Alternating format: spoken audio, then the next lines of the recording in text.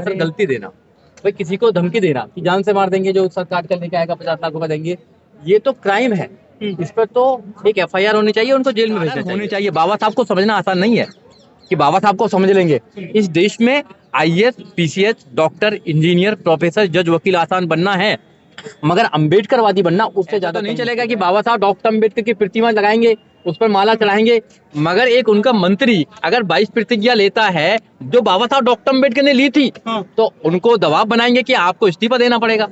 तो मैं ये कहना चाहता हूं आप लोगों से कि दिखावे में करनी और कथनी मानना पड़ेगा। बहुजन समाज को समझना पड़ेगा कि आपकी आइडियोलॉजी क्या है, आपका दुश्मन कौन है, आपकी लड़ाई कैसे लड़ी जाएगी, आपके लड़ाई के हथियार कौन से हैं।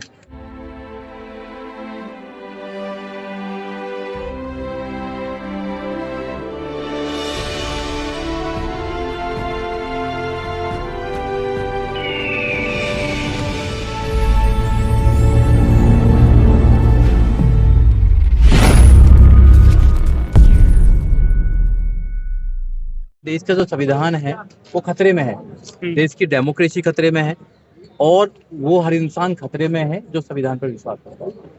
तो आज इसलिए हम यहाँ पर आए हैं क्योंकि जो बाबाएं हैं जो मंदिर में बैठे हुए हैं, वो 50-50 लाख की कह रहे हैं कि 50 लाख रुपए दे देंगे अगर उनकी कोई गर्दन काट के लाएगा। तो ये उचित नहीं है, उन पर कार्रवाई होनी चाहिए, जो अभी तक कार्रवाई नहीं की है। क्या हेट स्पीच में आता है? बिल्कुल 100% है। किसी को सरासर गलती देना, भाई किसी को धमकी देना कि जान से मार देंगे, जो सर काट कर लेके आएगा 50 लाख रुपए देंगे, ये तो क्राइम है।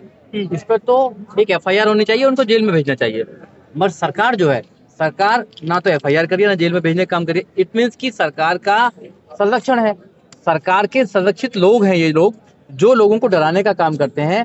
अब सबसे ज्यादा सोचने की बात है कि उन्होंने जो एक ब्राह्मण है जो मंदिर में बैठा है, जिसको संसार से कोई लेना देना नहीं है, जो भगवान से जिनका डायरेक्ट लिंक है, उनको किसी एक आदमी की गर्दन काटने का सोच कहां से आई? तो ये इस पे सवाल उठता है। इस सवाल ये है कि जब राजेंद्र गौतम जी ने ये कहा लोगों से कि 22 प्रतिज्ञा लो आप, जो बाबा साहब डॉक्टर अंबेडकर ने 14 अक्टूबर 1956 को नागपुर में कहा था, तो उन्होंने दोहराने का काम किया। तो उनको लगा कि भाई ये तो हमारी रोजी रोटी पर, ये रोजी रोटी को खत्म करने का काम कर रहे हैं। तो जब ब्राह्मणों की या पुरोहितों की रोजी रोटी पर कोई बात करेगा तो वो ऐसे ही कहेंगे, वैसे ही धमकी देंगे। तो आप सीधा साधा देख लिए, जो बाबा साहब डॉक्टर अंबेडकर ने जो इनकी गर्दन पकड़ने का काम किया था, कि इनकी गर्दन पकड़ लीजिए। जब आदमी की गर्दन आप पकड़ लेते हैं तो सांस नहीं आता उसको। जब आप इनके षड्यंत्र से बाहर निकलेंगे, क्योंकि जो हिंदू धर्म है, बाबा साहब डॉक्टर अंबेडकर कहा कि षड्यंत्र है, वो कोई धर्म नहीं है, षड्यंत्र है। उस षड्यंत्र से निकलना या अपने लोगों को निकालना ही अंबेडकरवाद है। क्योंकि बाबा साहब डॉक्टर अंबेडकर ने रास्ता देके गए हैं। जो बाबा साहब डॉक्टर अंबेडकर के मानने वाले लोग हैं, जो बाबा साहब डॉक्टर अंबेडकर के अनुयायी हैं, जो फॉलोवर्स हैं, उनकी ड्यूटी है कि खुद भी वहां से षड्यंत्र से बाहर निकले और लोगों को भी षड्यंत्र से बाहर निकाले। लेकिन सर, जो देश में जो सरकार चल रही है वो तो हिंदू राष्ट्र बना रही है। देखो, सरकार कुछ भी बनाना चाहे, मगर इस संविधान, यहाँ संविधान चलता है, यहाँ बाबा साहब डॉक्टर अंबेडकर का संविधान चलता है। और संविधान जो है हमारा, जो देश का कोई धर्म नहीं है, लोगों का धर्म हो सकता है मगर देश का कोई धर्म नहीं है, क्योंकि सेकुलर स्टेट है। संविधान के प्रेम्बल में लिखा हो the be the people of India, हम भारत के लोग। कहीं कोई धर्म की बात नहीं कही है, अपना अपना धर्म माने।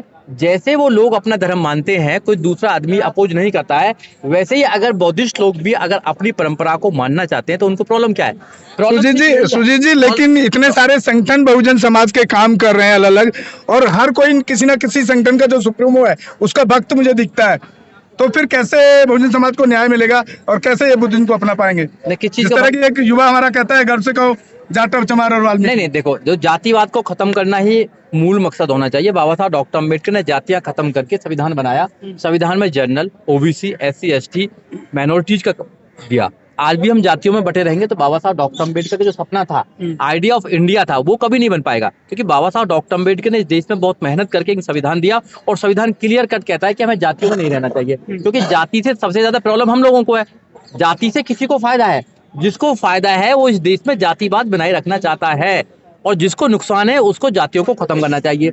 ये समझना चाहिए। अभी हमारे लोग ये समझे ही नहीं है कि हमारी लड़ाई किससे है और हमारी लड़ाई कैसे लड़ी जाएगी। जब तक नहीं समझेंगे, जब तक बात नहीं बनने वाली है। क्योंकि काडर होने चाहिए। बाबा साहब को समझना आसान नहीं है कि बाबा साहब को समझ लेंगे। इस देश में IAS, PCS, doctor, engineer, professor, जज, वकील आसान बनना है, मगर अंबेडकरवादी बनना उससे ज्यादा कहीं मुश्किल है। अंबेडकरवादी बनना है कि आपको लोहे के चने चबाना, बुद्धवादी बनना, आपको लोहे के चबे चबाना। आप ऐसी बातों पर विश्वास नहीं करेंगे जो तर्क के साथ में स्थापित नहीं होंगी। आप साइंस की बात करेंगे, आप संविधान की बात करेंगे, आप ऐसे लोगों की बात नहीं करेंगे कि आशीर्वाद देकर कुछ भी हो जाएगा। तो अम्बेडकरवादी बनना था आपको। लेकिन जो गौतम जी वो खुद भी वकील हैं, मंत्री भी रहे हैं, विधायक हैं, उनकी शिकायत पे कार्रवाई नहीं कर रही है सरकार और जो पुलिस। देखो सरकार तो करा ही रही है ना, सरकार करा रही है। सरकार को पता है कि हम जब तक धर्म की बात करेंगे, जब तक हम ज्यादा से ज्यादा लोगों को बेवकूफ बना पाएंगे, क्योंकि धर्म के नाम पर लोगों को बेवकूफ बनाया जा सकता है। जब आप रोजगार की बात करेंगे, जब आप एजुकेशन की बात करेंगे, जब आप न्याय की बात करेंगे, तो आप फिर क्या देंगे उनको? जो भी मोदी जी ने वादे किए 2014 से लेकर आज तक, एक भी वादा पूरा हुआ तो बताइए। 2 करोड़ रोजगार की बात दी, क्या रोजगार मिला? 100 स्मार्ट सिटी की बात की, क्या स्मार्ट सिटी बनी? बुलेट ट्रेन की बात की, क्या बुलेट ट्रेन हुआ? 15 लाख रुपए की बात की, क्या 15 लाख रुपए आए? जो भी मोदी जी कहते हैं वो बात सच नहीं होती है। इसलिए आप समझ लीजिए कि धर्म के नाम पर ये जीतने का काम करते हैं, और हमें धर्म का जो धंधा है उसको ही तो खत्म करना है। बाबा साहब डॉक्टर अंबेडकर कह के गए हैं कि आप लोगों को सबसे ज्यादा अगर कोई नुकसान है तो षड्यंत्र से नुकसान है। एक षड्यंत्र है, जो हिंदू धर्म है, एक षड्यंत्र है उन लाखों करोड़ों लोगों के खिलाफ जो समझ नहीं पा रहे हैं। जिस दिन आप समझ लोगे उस दिन आप आजाद हो जाओगे, आप बुद्ध के रास्ते पर चल लोगे, और जिस दिन आप बुद्ध हो जाओगे उस दिन आप शुद्ध हो जाओगे। आपको ना तो आप पर जुल्म होगा और आप इस देश के शासक बनोगे। बाबा साहब डॉक्टर अंबेडकर इस देश को बुद्ध में बनाना चाहते थे, मगर अफसोस कि हमने बाबा साहब डॉक्टर अंबेडकर की मूर्ति पर सिर्फ माला चढ़ाने का काम किया है। हमने बाबा साहब डॉक्टर अंबेडकर को जाना नहीं है, और हमें जानना जरूरी है, क्योंकि हम पीछे इसलिए हैं क्योंकि हमने बाबा साहब डॉक्टर अंबेडकर को 100% उनको फॉलो नहीं किया है, उनकी बात पर नहीं चले। लेकिन जो केजरीवाल जी है वो तो बाबा साहब की बात करते हैं, प्रतिमा लगवाते हैं, वो तो चित्र लगवाते हैं ऑफिसों में भी। अब देखा नहीं, ऐसा तो नहीं चलेगा कि बाबा साहब डॉक्टर अंबेडकर की प्रतिमा लगाएंगे, उस पर माला चढ़ाएंगे, मगर एक उनका मंत्री अगर 22 प्रतिज्ञा लेता है जो बाबा साहब डॉक्टर अंबेडकर ने ली थी, तो उनको दबाव बनाएंगे कि आपको इस्तीफा देना पड़ेगा। तो मैं ये कहना चाहता हूं आप लोगों से कि दिखावे में करनी और कथनी में अंतर है। केजरीवाल साहब जो करते हैं यहाँ पर, वो करनी कथनी में अंतर है, हमको समझ लेना चाहिए। मोदी जी जो कहते हैं वो भी करनी कथनी में अंतर है। हमें हमारी लड़ाई खुद लड़नी पड़ेगी, कोई हमारी लड़ाई लड़ेगा ये नहीं हो सकता, क्योंकि वो तो उस लड़ाई को मजबूत कर रहे हैं। सर, इसके वो पीछे क्या राज हो सकता है कि अभी राजेंद्र पाल गौतम जी डिसाइड ही नहीं कर पा रहे हैं कि वो लाला की दुकान में काम करेंगे, रहेंगे या छोड़ेंगे? देखो ये अभी तक किसी को क्लियर नहीं कर पा रहे हैं। ये तो राजेंद्र गौतम ही बता पाएंगे आप लोगों को अच्छी तरह। तो किस तरह देखते हैं? देखो अब उनकी मजबूरी रही होगी, पर मैं उन पर कोई कमेंट नहीं करना चाहता हूँ। मगर उनका काम ये मतलब बहुत ही उनका करेजियस काम है कि 22 प्रतिज्ञा तो कम से कम ली। एक मिनिस्टर होने के बावजूद भी उन्होंने 22 प्रतिज्ञा ली, ये भी उनका धन्यवाद हमें करना चाहिए। क्योंकि आदमी में अगर एक भी अच्छाई है तो उसका भी हमें करना चाहिए। हम नेगेटिव पे तो बहुत जल्दी भगते हैं, अच्छाई पे नहीं जाते, हम अच्छाई पे नहीं जाते हैं। तो इसलिए अपने लोगों में अच्छाई भी है, अच्छाई की बात करो, क्योंकि हम अपने लोगों की कब तक टांग खींचते रहेंगे? हम अपने लोगों से लड़ते रहते हैं, दूसरों को लड़ने का मौका सर, टांग खींचने की बात हम इसलिए कर रहे हैं कि जब आक्रामक भाषा बोल करके कोई भी पार्टी ऊपर पहुंच जाती है बहुजन समाज की, उसमें मैं मायावती जी को भी गिनता हूँ, बहन जी को। मैं भी 35 साल रहा हूँ वहां पर। उन्होंने एक स्पीच दिया था बहुत पहले, आज से बहुत कम लोगों को मालूम हुआ कि गांधी अगर हमारी जन की औलाद है तो गांधी क्या शैतान की औलाद थे। ऐसे आक्रामक शब्दों से बहुजन समाज आकर्षित होता है, उस संगठन में जुड़ता है, बाद में जाकर के वो दूसरी जगह जाकर के समझौता समाज को छोड़ देते हैं। नहीं, ऐसा नहीं है। देखो बहुजन समाज के जो नौजवान हैं, अभी जो जनरेशन आ रही है, वो समझदार है, वो जानते हैं कि कौन आदमी मिसली है, कौन आदमी मिसली नहीं है। चिंता ना करें, लोग आने वाले समय में लोग तैयार हो रहे हैं, हम लोगों को तैयार कर रहे हैं कि जो सच को सच और झूठ को झूठ कह सके। हम अम्बेडकरवादी लोग बनाने का काम कर रहे हैं। जो अच्छे अम्बेडकरवादी लोग हैं वो किसी से डरते नहीं है, ना उनको लालच है अच्छे पदों की, ना उनको लालच है आईएएस, ना उनको मिनिस्टर बनने की, ना उनको लालच है एमएलए एमपी बनने की। उनको लालच है सिर्फ इस देश में जो सामाजिक परिवर्तन की लड़ाई है, जो आर्थिक मुक्ति की लड़ाई है, वो होनी चाहिए, जो माननीय काशीराम साहब की लड़ाई। जो केजरीवाल के सर वो आईआईटी से पढ़े हुए हैं, आरएस भी है, वो पढ़े लिखे उन लोगों की बात करते हैं, लेकिन नोट पे लक्ष्मी की बात करते हैं, गणेश की बात करते हैं। वो देखिए, मैं आपको फिर बार बार बता रहा हूँ कि वो कितने भी पढ़े लिखे हों, मगर वो अपनी व्यवस्था को पोषित कर रहे हैं, वो अपनी व्यवस्था को बचाने का काम कर रहे हैं। वो ईमानदार लोग हैं अपनी व्यवस्था के प्रति, हम लोग ईमानदार नहीं है। वो अगर वहां दुर्गे की, लक्ष्मी की अगर मूर्ति लगाना चाहते तो हम क्या करना चाहते हैं?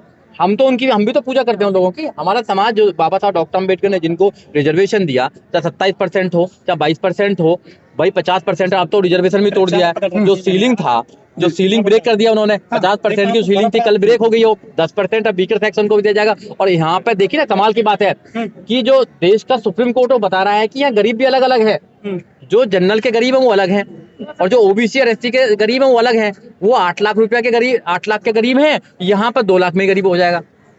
आप समझ रहे हो बात को? तो गरीबों में भी कर दिया है, तो गरीब भी एक नहीं है। तो यहाँ आपको देखना पड़ेगा, पूरी जनता को एक तरीके से बांटने की साजिश दिखती बांटने है। का साजिश है।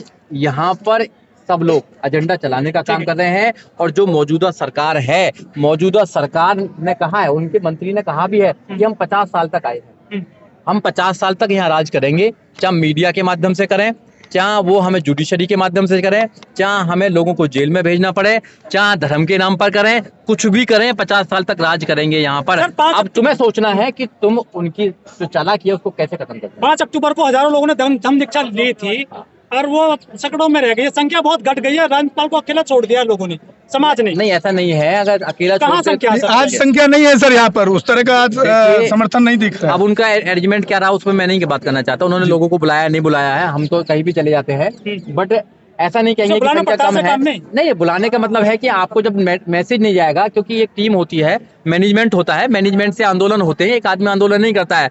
बुद्ध ने भी आंदोलन, इस देश में सबसे पहला आंदोलन बुद्ध ने किया। मैं बुद्ध को सबसे पहला आंदोलनकारी मानता हूँ, जिन्होंने इस व्यवस्था के खिलाफ काम किया था। तो बुद्ध ने भी संघ बनाने का काम किया। बुद्ध ने देखा कि जो काम मैं करना चाहता हूँ लोगों के भले के लिए, मैं अकेला नहीं कर सकता हूँ, मुझे वही संघ बनाना पड़ेगा। बाबा साहब डॉक्टर अम्बेडकर ने भी तीनों जो हमारे पार्ट्स हैं, चाहे वो धार्मिक पार्ट हो, चाहे हमारा सोशली हो, चाहे पॉलिटिकल हो, वहां भी बनाने का काम किया, और माननीय काशीराम साहब ने भी किया। अगर कोई आदमी अकेला करना चाहता है लड़ाई को, तो वो जीत नहीं सकता। ये अकेले आदमी की लड़ाई नहीं है, ये संघ की लड़ाई है। सबको तैयार करना पड़ेगा, और अपने आने वाली जनरेशन को आपको नेतृत्व देना पड़ेगा, नेतृत्व तैयार करना पड़ेगा। लीडर पैदा नहीं होते, लीडर बनाए जाते हैं। माननीय काशीराम साहब ने लीडर बनाए यहाँ पे। आप लीडर को पैदा करना चाहते हैं कि आप लीडर, तो आपके घर में लीडर। लेकिन सर आपने एक सवाल मेरे को दे दिया बहुत अच्छा। काशीराम साहब जो लीडर बनाना चाहते थे, वो गरीब झुग्गी झोपड़ी वाले को बनाना चाहते थे। आज जो काशीराम जी की पार्टी है, वहां पर कोई गरीब नेता नहीं बनता है अब वहां पर बहुत बड़ा पैसे वाला, बहुजन समाज का भी बड़ा पैसे वाला नेता देखिए, बनता है। आप कौन से नेता की बात कर रहे हैं? मैं नेता उसकी बात चाहे कर रहा उनका जिला अध्यक्ष हो, हूँ। चाहे वो टिकट मैं पे लड़ नेता रहा हो। एमएलए एमपी नेता की बात नहीं कर रहा हूँ।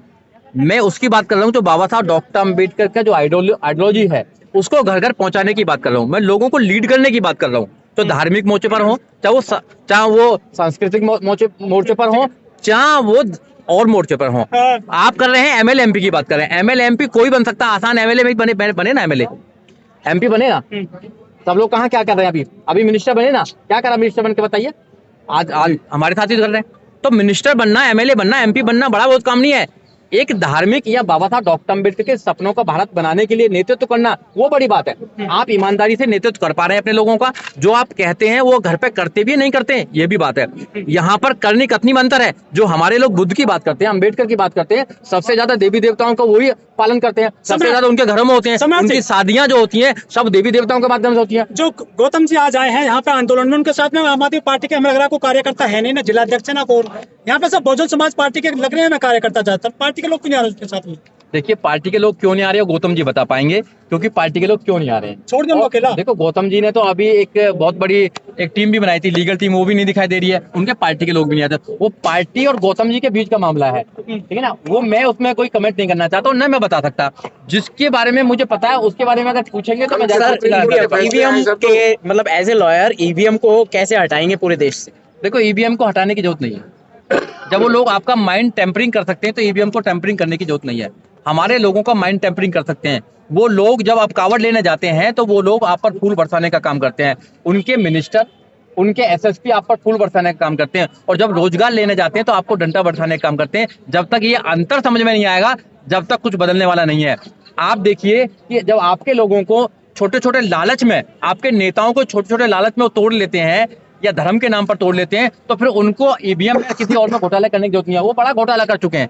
तो आप सोचें कि उनकी नीयत क्या है इस देश में काम करने की। इसका मतलब ईवीएम छोटा घोटाला है सर? नहीं, देखो, ईवीएम जो घोटाला है उसका कोई ऐसा साक्ष्य नहीं है। मैं एक एडवोकेट होने के नाते एविडेंस पे बात करता हूं। जब तक एविडेंस नहीं होगी किसी बात की, हम उसको प्रूव नहीं कर सकते हैं। बहुत से लोग इस दुनिया में क्या क्या कहते हैं, एविडेंस बहुत जरूरी है। जब तक एविडेंस नहीं होगा आप कोर्ट में भी कुछ नहीं कर सकते हैं। आपको कोर्टों का इलेक्शन कमीशन ने सभी पार्टियों को बुलाया था एक बार उसका टेम्परिंग का टेस्टिंग के लिए, लेकिन कोई पहुंचा नहीं ना। तो क्यों वो नहीं पहुंचे? इलेक्शन कमीशन एक इसमें बॉडी है। इलेक्शन कमीशन पर आप जाएंगे तो वहां पर हम क्वेश्चन उठाना, देखो किसी पे एलिगेशन लगाना आसान है मगर उसको प्रूव करना बहुत ज्यादा जरूरी है। तो हमें साइंटिफिक बात करनी चाहिए, हमें एविडेंस पर बात करनी चाहिए। अगर हम एविडेंस पर बात नहीं करेंगे जनरल बात हो जाएगी।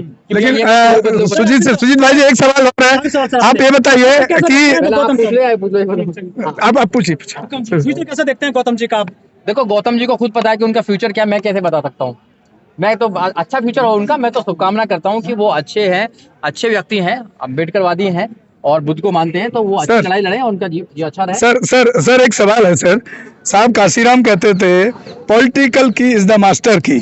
वो पॉलिटिकल की मास्टर की का रास्ता कैसे बहुजन समाज तय कर पाएगा जब इतनी सारे पार्टियों में अलग अलग, वो भी मैं देखता हूँ जैसे चंद्रशेखर है उसके अंधभक्त हैं, मायावती है तो उसके अंधभक्त हैं, हो सकता है राजेंद्र पाल गौतम जी के कुछ अंधभक्त तैयार हो रहे हैं। इससे पॉलिटिकल की मास्टर की कैसे बन पाएगी? देखिए, आपने बिल्कुल कहा थी पॉलिटिकल मास्टर, जो पॉलिटिकल पावर है, मास्टर की, पर आपको समझना पड़ेगा कि हमारे पास पॉलिटिकल पावर है।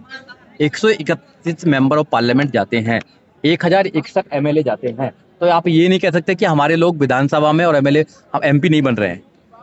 पॉलिटिकल पावर द मास्टर की विद द आइडियोलॉजी। आइडियोलॉजी के साथ अगर कोई पॉलिटिकल पावर मिलती है आपको, तो आप कुछ कर सकते हैं। अगर आइडियोलॉजी उससे निकाल दिया जाए तो वो कुछ भी ताला नहीं खोल सकती है, वो आपका ताला भी नहीं खोल सकती है। वो चाबी है जो खत्म हो चुकी तो है। फिर सर बहुजन समाज जाए तो जाए कहाँ? क्योंकि अभी तक वो अपने बहुजन समाज के जितने भी संगठन पार्टी बनी सबको सपोर्ट करता रहा, पैसे तन मन धन से। बहुजन समाज को समझना पड़ेगा, बहुजन समाज को समझना पड़ेगा कि आपकी आइडियोलॉजी क्या है, आपका दुश्मन कौन है, आपकी लड़ाई कैसे लड़ी जाएगी, आपके लड़ाई के हथियार कौन से हैं। डेमोक्रेसी में सबसे बड़ा हथियार है वोट का हथियार। आपको वोट को तैयार करना पड़ेगा और नेताओं को तैयार करना पड़ेगा। जब तक ऐसे लीडर तैयार नहीं करेंगे अपने बीच में से जो आपकी आवाज को उठा सके, जो बिक नहीं सके, जो बाबा साहब डॉक्टर अम्बेडकर की बात करते जब भी बात बन पाएगी। सबसे बड़ी दिक्कत तो है कि बाद में जाकर बिक जाते हैं। हाँ, अभी बहुजन समाज की गलती कहाँ है इसमें? नहीं, बहुजन समाज की गलती नहीं मान रहा वो हूं तो मैं। पहचान रहा है ठीक से, जब मायावती ये कहती है कि गांधी हरिजन की, गांधी शैतान की औलाद था, और बाद में जाकर के वो कहते हैं हम परशुराम की सबसे बड़ी मूर्ति लाएंगे देश के अंदर। देखिए, समाज का कहाँ गलती है? देखो, समाज कैसे पहचान? पॉलिटिकल जो लीडर होते हैं, क्या तरीका हो सकता है समाज को कमजोर लीडर पहचानने का? होते वो हैं, बताइए। जो पॉलिटिकल लोग होते हैं वो कमजोर लीडर हो जाते हैं, उनको सब धर्मों की बात करनी पड़ती है। मैं सामाजिक लीडर की बात करूं, सामाजिक लीडर के सामने कोई डाउट नहीं होता है। वो अपने मिशन की बात करता है, वो अपने आइडियोलॉजी की बात करता है। अगर तुम्हें आइडियोलॉजी को आगे लेके जाना तो सामाजिक नेता पैदा करने पड़ेंगे आपको, और जब तक तुम सामाजिक नेता पैदा नहीं करेंगे, जब तक नेतृत्व देने वाले पैदा नहीं करेंगे, जब तक बात बनने वाली नहीं है।